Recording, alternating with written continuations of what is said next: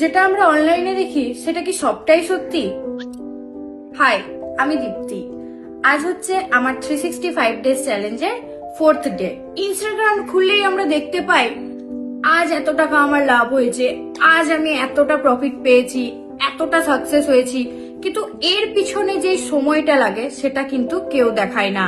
Reply না আসা, result না পাওয়া, দিন শেষে মনে হয় আজও আর পারলাম না, আজও দিনটা বেকারই চলে গেল, কেনই বা করছি, ছেড়ে দি না।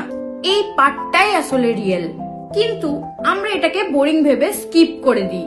অথচ এখান থেকেই সমস্ত কিছু শুরু হয়, এখান থেকেই লাইফের জার্নি স্টার্ট। হয়তো এজন্যই সবার জার্নি হাফওয়েতেই থেমে যায়। তোমারও কি মনে হয় অনলাইনে আমরা কতটা রিয়েল দেখি? প্লিজ কমেন্ট সেকশনে জানিও। আর আমার ভিডিও ভালো লাগলে প্লিজ আমাকে ফলো করো আর একটু সাপোর্ট করো। দেখা হচ্ছে নেক্সট ভিডিওতে। বাই।